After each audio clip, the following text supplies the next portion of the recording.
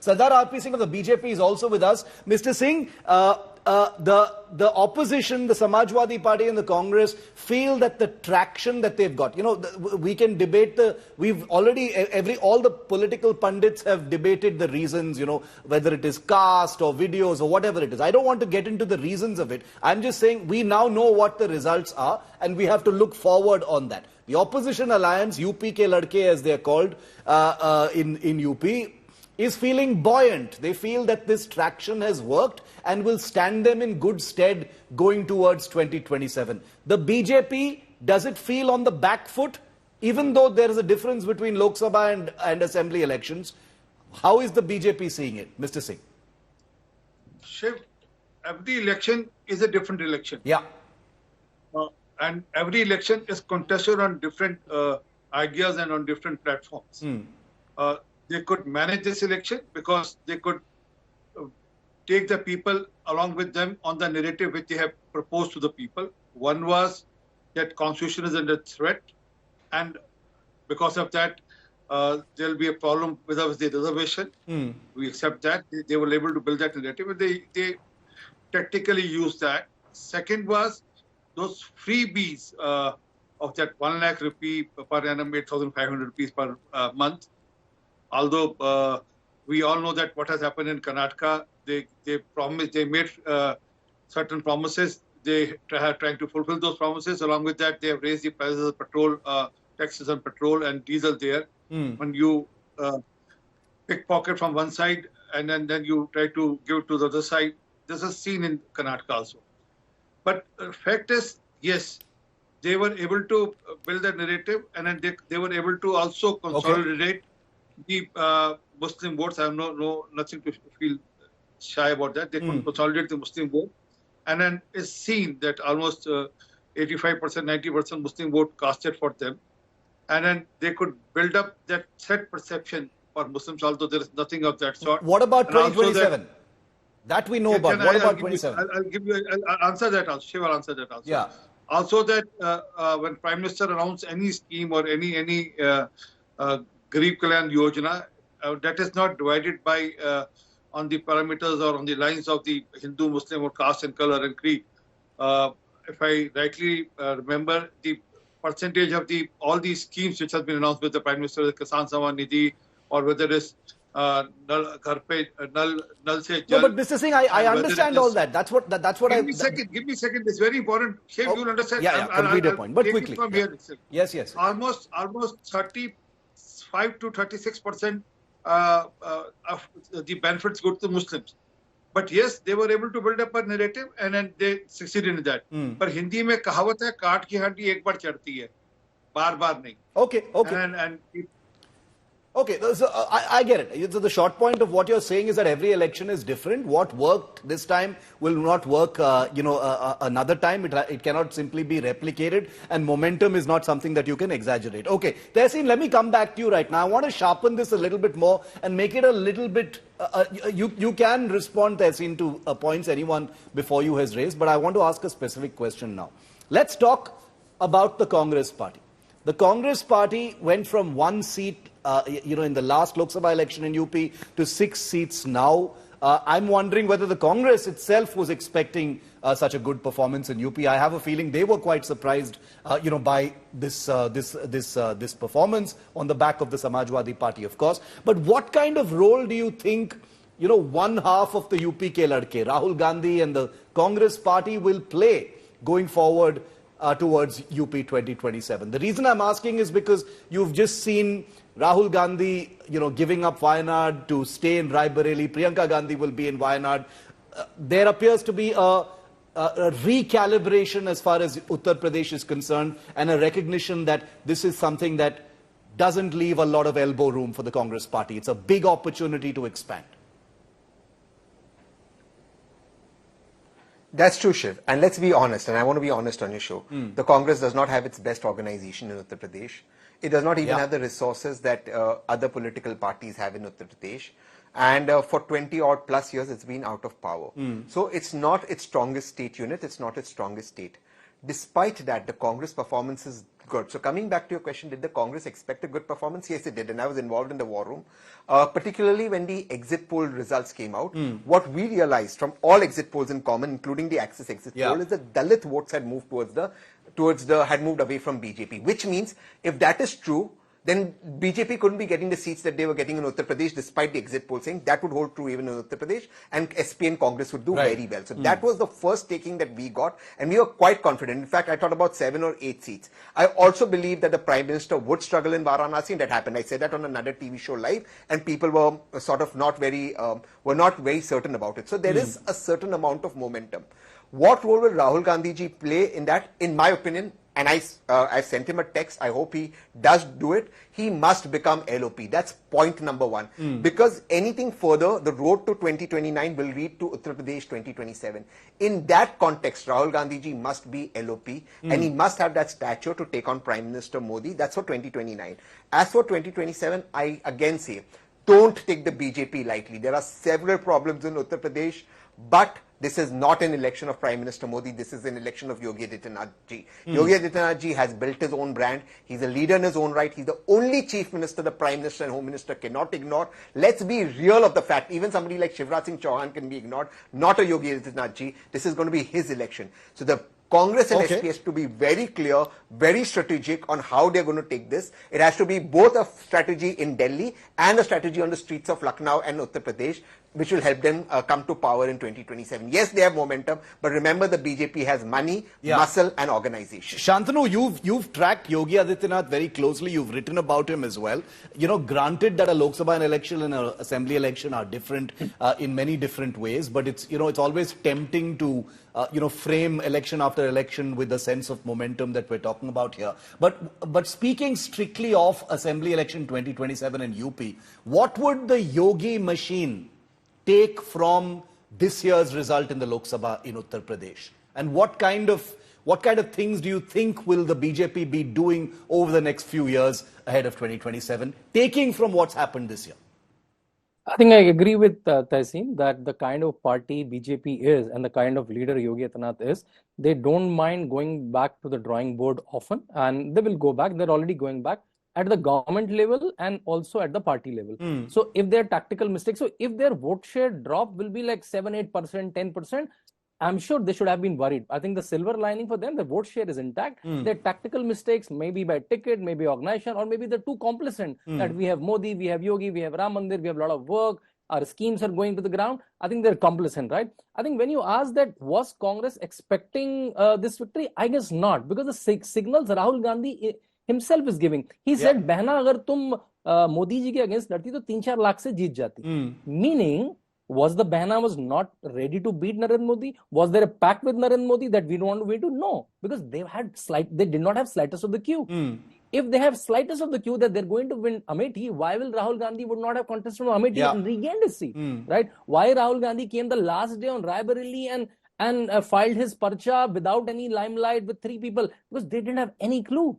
Right, and that's why they're not leaving those seats, because they know those reservation will go away. Those fake guarantee cards will not fly every time. That's why even Akhilesh Yadav is leaving his assembly seat where he should have been. If I will be advising Akhilesh Yadav, I'll say you should be in assembly so that you can oppose Yogi Adityanath day in and day out, and you can be faced there. What will you do in the parliament where your record is anyway abysmal? You know, in last parliament, when he was there for 2 years from Azamgarh, his attendance was hardly 33%. He hardly asked any question. He hardly presented any private member bill. He hardly was part of 5-6 debates. Right? So he's anyway failed parliamentarian. He was proving a better person in the assembly. But he's running away from there because they know if they reach Kannauj now, I think there can be repercussion. Will they regain the seat or not? So that's why I'm reading what I'm reading. Okay, very interesting. Juhi ji, you can respond to that the Yogi machine is going to be different. He accepts that, there may have been some complacency, but there are those, Juhi ji, who will say that this jhatka that has been dealt to the BJP 3 years ahead of the assembly election is a wake-up call. If it wasn't this big, they wouldn't have known what to fix, they wouldn't have known what to correct, and now they will be even more battle ready than perhaps with some other kind of election result for 2027. This is the second term for Yogi Adityanath ji, I think, if I okay, and he has n number of MLAs, so it's also the report card of the MLAs, how they have performed in the ground. It is also the third term for the various MPs here of the BJP. So their report card, Adarsh Gaon, also the fact that what is happening on the investment summit, how much investment has really come on the ground, what's happening with the bureaucracy, what are you doing with your urban centers, and the various systemic fault lines which have emerged, how you are addressing that, are you even reading your Niti Aayog reports, how have you performed on SDG parameters, Shravasti, you lost Ayodhya, you've lost Shravasti, you've lost Chitrakoot, an ample example of don't really put a community and say that, only that community they have supported us, and there are various other communities. But ma'am, the BJP says these are tactical victories and it's not a statewide message. That's where the risk is for the Samajwadi Party, because if the vote share had come down to the BJP, then they would have had reason to worry, is what they say. So can you really overlook that? If they're happy with that explanation, if they're happy with that explanation, let them be with it. It's a failure of the government. The government has not delivered, whether on Ujjwala, whether on Namami Ganga, whether on Swachh Bharat, and we were talking about freebies. So what is PM Kisan Samman Nidhi? What is 5 kilo ration you are trading on people's hunger? India has emerged as very high on being hungry. Also the fact that poverty is spreading. I think somebody asked a question also to the Prime Minister, which he really didn't address. So if they understand the issues, address them. Of course, it's a difficult election. Otherwise, nobody is running away from any performance. Akhilesh Yadav ji has performed as the Chief Minister. He's been a strong leader of opposition in the Vidhan Sabha. And if he chooses to be in the Parliament, that's some decision our party takes, and he'll be a strong parliamentarian raising the relevant questions, which I think the BJP will have to address. Okay, yes. Sardar R.P. Singh, you want to respond to Juhi Singh and the points that Tehseen made? Well, I accept there was a level of complacency within our system. People were complacent. Our workers were taking it for granted. Yes, that we are winning. And as I said earlier, I have to reiterate that there was consolidation of Muslim votes. Let's accept that. And also, they could tell people that their narrative, their part of the narrative, one was that constitution is under threat, although nothing of that sort is happening. And also that because of constitution under threat, scheduled caste, scheduled tribe will suffer. Thirdly, the narrative of freebies, that they were able to take it in a better way, where they made people accept that they are going to get some 8,500 rupees per family per month, per woman, per month. And although every election will be different election, and again we are already trying to analyze where we went wrong, and we'll surely cover up, and then we'll surely win 2027 election without fail. Mr. Tehseen Poonawalla is saying today that he was part of the war room. Congratulations, Tehseen, that you succeeded in your narrative which you built up if you're part of the war room. But ultimately, let's see. I mean, got it. No, give me a second. Ultimately, is the NDA-led government, is the Prime Minister Modi who's going to lead the government, and next 5 years is going to be very different from the last 10 years. Tehseen, yeah, I know you want to respond to R.P. Singh, but let me just throw in a quick question because we're almost out of time on this discussion. I wanted to just quickly throw in a question about Priyanka Gandhi Vadra, because, you know, the decision that was made yesterday, the day before yesterday, has been discussed threadbare. It's going to be interesting to see how it actually plays out. Priyanka Gandhi Vadra is also a relative of yours, so first of all, congratulations on her poll plunge, impending poll plunge. But my question to you is specific. It is that there are many, and I wonder if you are one of them, you know, who perhaps would have preferred that Priyanka Gandhi be in Uttar Pradesh and Rahul Gandhi keep Wayanad because of the amount of time that Priyanka Gandhi has dedicated to Uttar Pradesh so far. What do you think about that, and what kind of role do you think she could play going forward in UP? No, I always knew she would come from Wayanad, not from Raebareli, and that was extremely important, even politically. So that was decided foremost. But more importantly, I think it's extremely important to have her in Parliament. I do believe firmly she's Congress's tallest leader, best orator, both in English and Hindi, and it's important that her opinions be heard in Parliament, and she raises the voice of opposition. I've also noticed a pattern with the Honorable Prime Minister. The Prime Minister finds it very difficult to attack her personally. Though her attacks on the Prime Minister are very sharp, they're not personal attacks. I've always seen the Prime Minister finds it very difficult to attack her personally. So it is a good, the Congress has a good card in Priyanka Gandhi Vadraji. So I think in Parliament she'll definitely be an asset. A personal thing, I'd requested her she should fight 2000 in the last Lok Sabha from Kanyakumari. You've always when said we she sitting should fight. MPs in You've the always said 2019 she Lok should Sabha. fight. I passed away from Kanyakumari. I've always said that. Yes, I've always said that. So I'm glad that she's going the Lok Sabha route. But I just want to tell RPN Singh ji one question. Look, who polarized the election? It was the Honorable Prime Minister who brought in Machli, Mangalsutra and What name you said, sir? and Mujra. Had he not brought this in, sir, if I may finish, then you finish. Had the Honorable Prime Minister not, sir, please. Let him Sir, I'll finish. just take 10 No, seconds. no, my name is not Sir, I'll just take 10 RPN seconds, Singh, then you respond. Sir, please. No. My name is not RPN Singh, please, sir. Sorry, sir. He said RP Singh. No, he said RP Singh. Sorry, sir, Sardar RP Singh, sorry. I'll tell you what Shahjaz Puri I said RP Come Singh, on, but I'm come on, sorry. come on. Sardar RP Singh. Come on. No. Finish your point. I'm almost out of time. Yeah. I apologize, Sardar RP Singh ji. Sir, please. Tehseen is one of the most Minister brought in respectful Machli, analysts, sir. Come on, you Mangalsutra, can't have a problem Muslim. with Tehseen. Yes, finish your point, Tehseen. Yeah. So Prime Minister got in Mangalsutra, Machli, Musalman and Mujra. I thought that did not behove our Prime Minister. He was my Prime Minister as well, bringing Mujra in. I think he polarized the election and that backfired. That's my opinion about it. Maybe analysts have different opinion of BJP workers, Okay. but the polarization did begin with the Honorable Prime Minister. 20 seconds, RP Singh, then I have to close. Yes.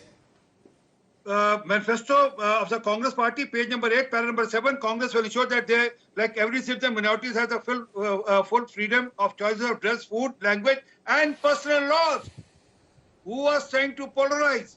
Personal law means Sharia. Okay. And then that message was sent across that we'll get the Sharia back. Okay. We are a Muslim party. We will work for you as a Muslim party. And they succeeded in that.